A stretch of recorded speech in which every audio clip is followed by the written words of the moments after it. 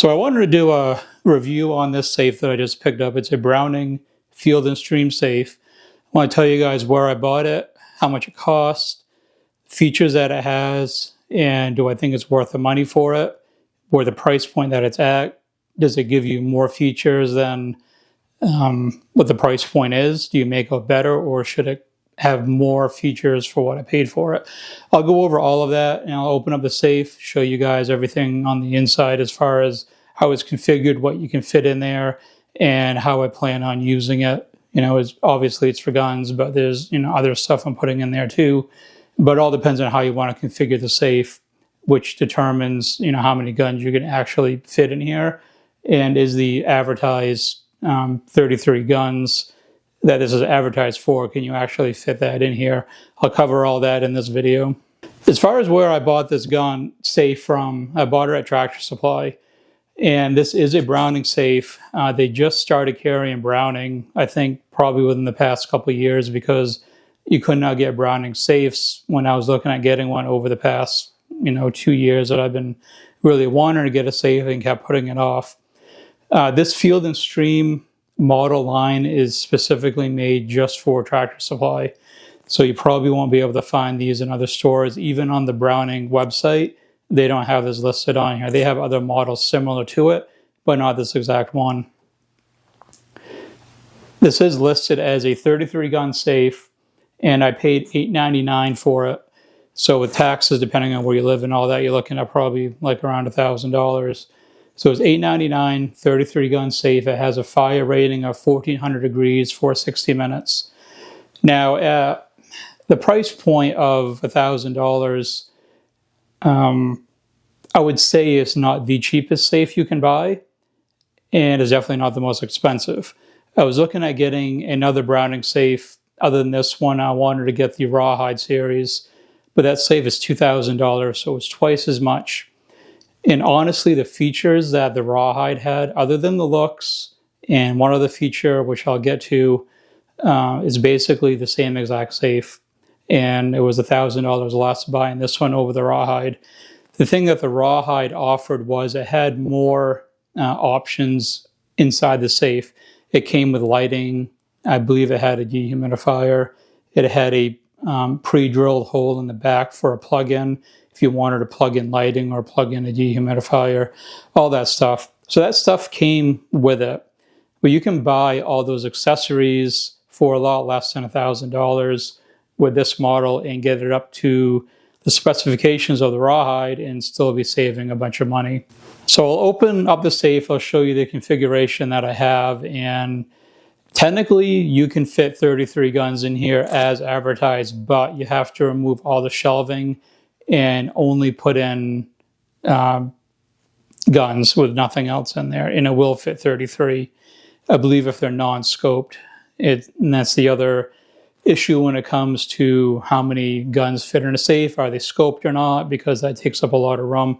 And one of the main features of why I bought this Browning safe over any other manufacturer models is the options on the door panel. And I'll open that up and explain that to everyone.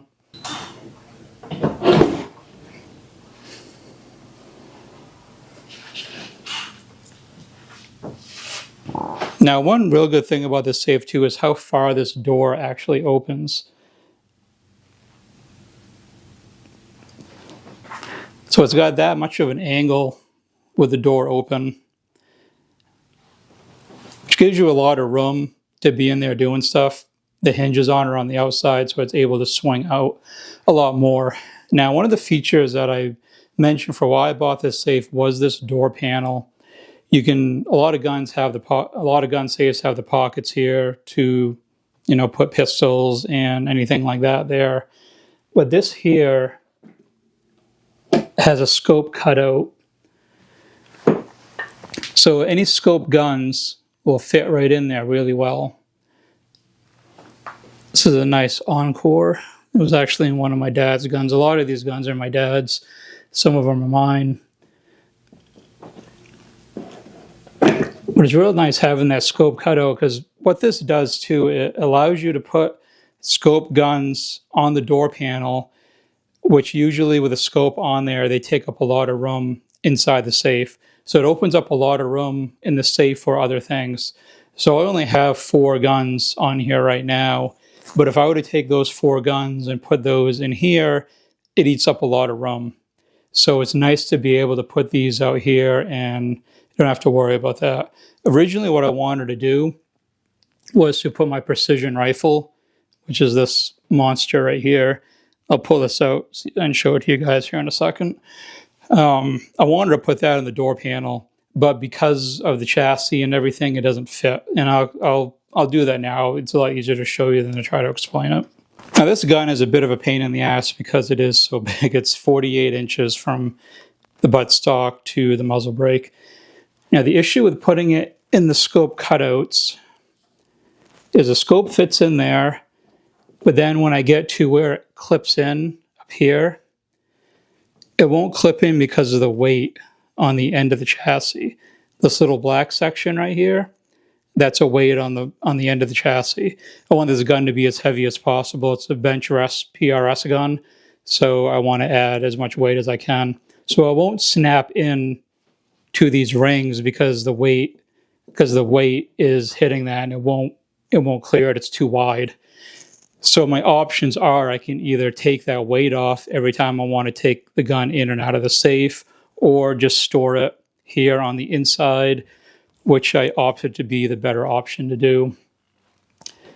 Now, one thing that I had to do, because this gun is so long, is that I had to move this top shelf up higher because it just, in order to finagle this in here and get it up through this hole here and up through the hole up here at the top, the only way to do that, to give enough clearance with the angle to angle it up there and get it in, was to move the shelf up higher. Like I said before, you can buy the dehumidifier, which I am going to buy and put in here. Until then, I just threw a bunch of moisture packets in here. Don't even need that this year. I live in the Northeast. It's December. There's 0 humidity. It doesn't get any humid at all during the wintertime. Up here, the air is very dry. So it's not a concern right now, which is why I just threw those in there for the hell of it. And before it gets really warm again, I'll have this all set up for lighting and for a dehumidifier inside of it. Now, like I said before, will this fit 33 guns in here? Well, technically it can, because if you count each one of these inserts all the way through, these front ones, these ones, the ones back here, and the ones back here, and then count all the spots on the door panel, it does come out to 33.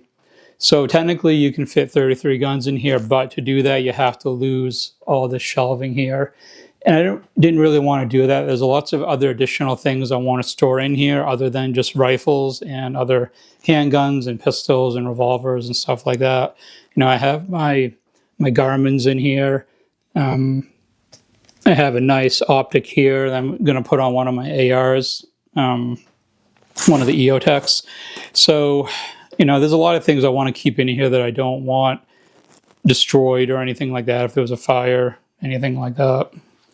And back to the door panel, it does have the 3 pockets on the front. I kind of wish they had more. They do make a bigger safe that does have more gun pockets on it, and it has a double scope cutout on it. It has 2 of those on the door instead of just 1.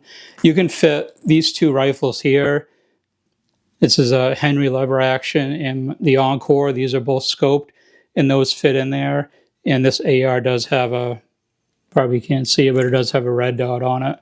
So you can fit like 2 rifles into that pocket, but any more than that, it's not enough room. So if you needed more additional space for scope rifles on the door, you need to buy the bigger option. I think it was a 49 or 48 gun safe, and this is a 33, and that did have the dual pockets on it. There's all kinds of additional pockets as well. This netting, these pockets here, all kinds of stuff you can put in this if you want to. I don't have anything in there now, but there's also these hooks. You can hang things from here, or maybe like, I don't know what you would put in there, but you could put, you know, wherever you want in there basically. As far as the security on this safe, it has the bars on the inside of the door.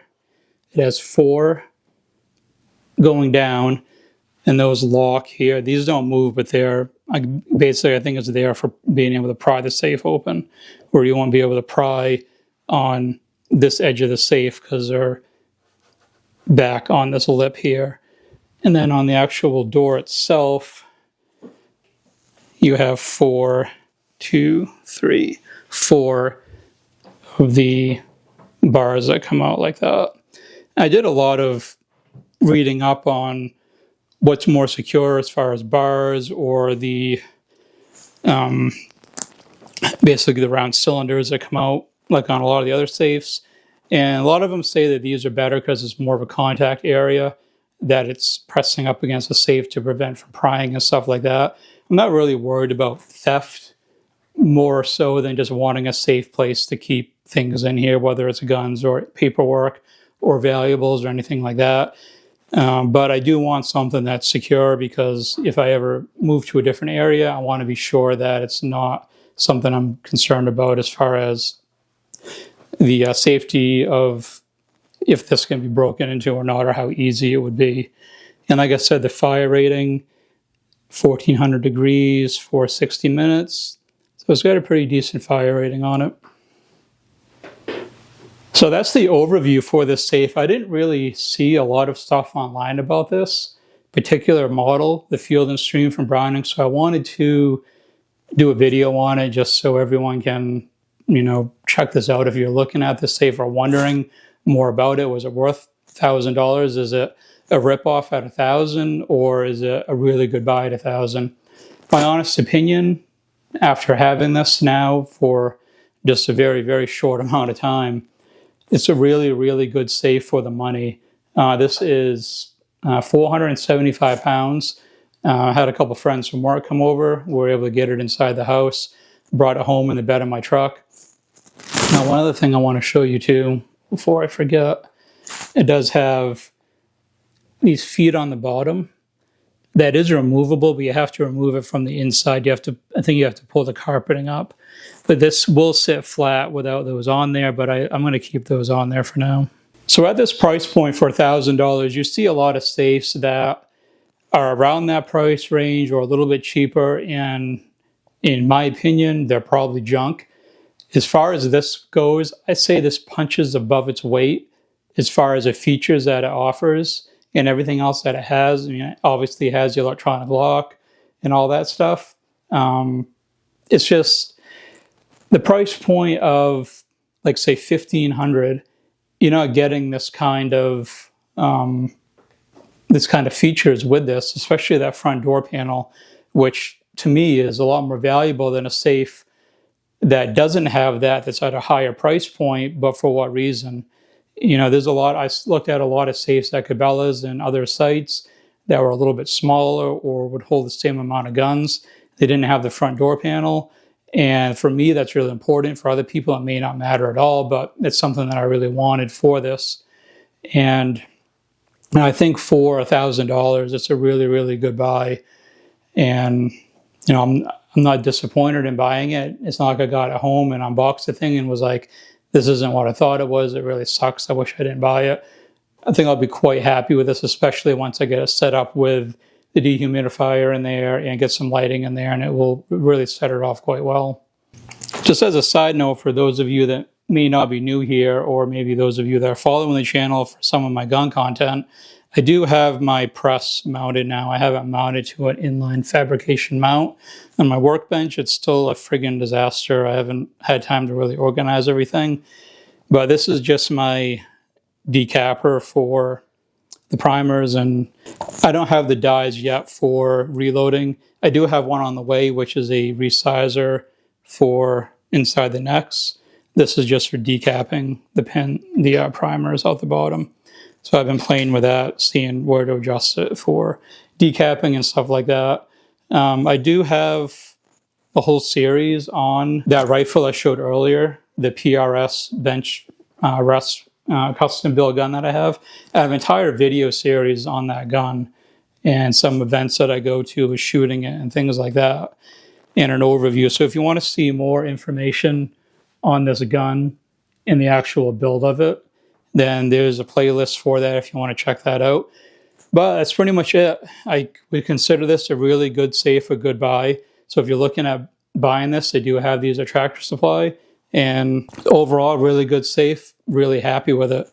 If you did enjoy the video, make sure to leave it a like. Check out some of my other videos if you're new to the channel. But above all else, thanks for watching.